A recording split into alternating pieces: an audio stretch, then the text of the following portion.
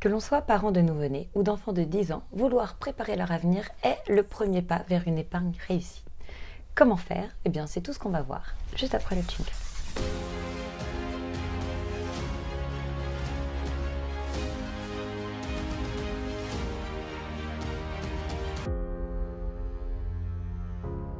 Salut tout le monde, j'espère que vous allez bien. On se retrouve dans cette nouvelle vidéo pour parler de comment épargner pour ses enfants. Et pour ceux qui se poseraient la question, mais pourquoi épargner pour eux? L'amour qu'on leur donne ne leur suffit pas?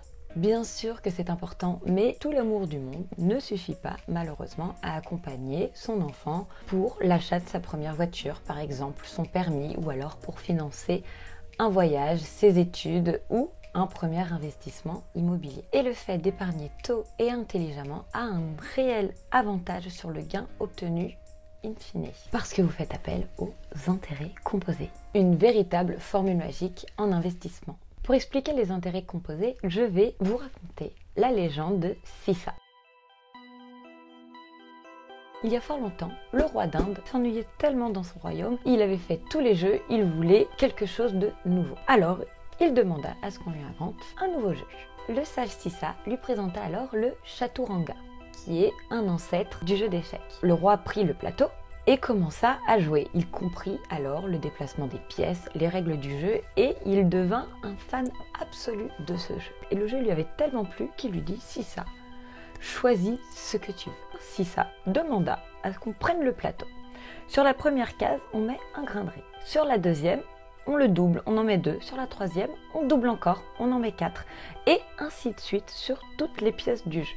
Alors le roi, un petit sourire en coin, vous pouvez demander un petit peu plus. Il était amusé de cette modeste demande. Mais Sissa insista. Alors le roi, bon, tu ne veux que des grains de riz, qu'on m'apporte un plateau. Il a commencé à mettre en œuvre la demande de Sissa. Et il s'est rendu compte qu'il n'avait pas assez de riz dans tout son royaume pour compléter sa demande. Je ne sais pas si vous avez fait un parallèle avec les intérêts composés. Un grain de riz, c'est le capital que tu vas mettre. Et le deuxième grain de riz, sur la case d'après, c'est l'intérêt que tu as gagné. Cet intérêt, il réintègre et il se transforme en capital, ce qui fait qu'il y a plus de capital qui vont procurer plus d'intérêts. Et c'est ça, les intérêts composés. Il y a 2 composantes importantes à retenir pour les intérêts composés. C'est le taux et le temps. Le taux et le temps. Temps. Pour les taux d'intérêt, selon les placements choisis et le profil épargnant, les taux vont de 1% pour les moins risqués et 10 voire 12 pour les plus offensifs. Autant dire que les montants obtenus à la fin ne seront pas du tout les mêmes. C'est le moment où je fais le lien avec ma vidéo sur le couple rendement-risque, où j'explique, eh bien, plus il y a de rendement, plus il y a de risque. Si on prend 10 000 € placés sur un livret A avec un taux d'intérêt à 1%, au bout de 20 ans, on aura 12 000 €. Si c'est même 10 000 €, tu l'es placé sur un placement financier à 4% de rentabilité, et bien au bout de 20 ans, tu as 26 000 €. Pour le calculer, je vous mets la formule là.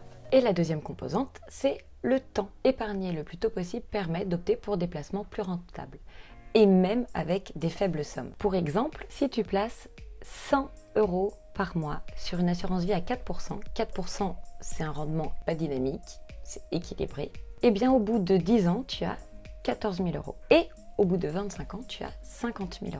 Le temps est vraiment notre allié.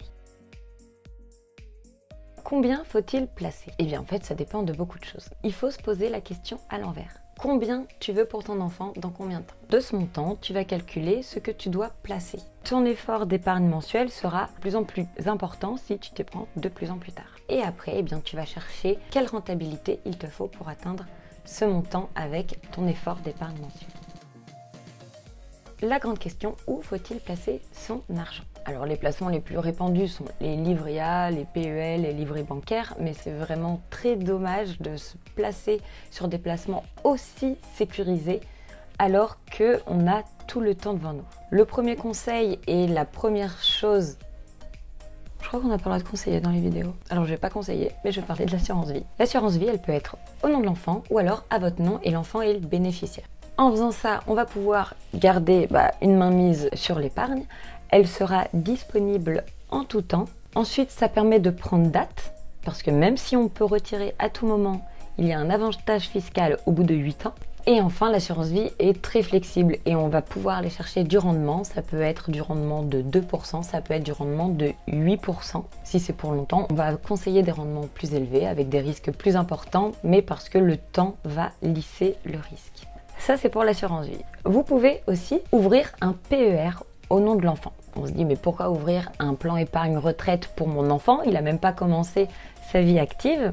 Le PER, oui, c'est bloqué jusqu'à sa retraite. Les montants que vous mettez sur son PER, vous pourrez les déduire aussi de votre revenu imposable. Ça permet de vous baisser votre impôt et d'économiser pour l'enfant. Mais comme c'est bloqué pour la retraite, ça peut être vu comme une donation. Ça peut venir éroder l'abattement de 100 000 euros. Ce qu'il faut faire, c'est mettre de l'argent comme présent d'usage, de l'argent à Noël ou pour son anniversaire. C'est pas forcément bloqué jusqu'à sa retraite parce qu'on peut casser un PER pour l'achat de sa résidence principale. Ensuite, il y a le PEA jeune. Le PEA, c'est le plan épargne action. Avant la loi Pacte de 2018, il était impossible pour les majeurs rattachés au foyer fiscal d'ouvrir un PEA. Et depuis la loi Pacte, un jeune entre 18 et 25 ans peut ouvrir un PEA spécial jeune. Ça veut dire qu'il ne pourra pas mettre plus de 20 000 euros, mais c'est déjà pas mal. À quoi ça sert de mettre de l'argent dessus? Ça sert à prendre date, parce que le PEA a une fiscalité avantageuse au bout de 5 ans. Ça permet d'initier l'enfant au support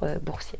Par contre, il faut attendre que l'enfant ait 18 ans. Il y a la dernière solution, c'est l'investissement immobilier. Vous achetez un bien et vous lui donnez la nue propriété. Donner la nue propriété permet de baisser les droits de succession parce que la base taxable ne sera calculée que sur la nue propriété. J'ai fait une vidéo où j'explique le démembrement.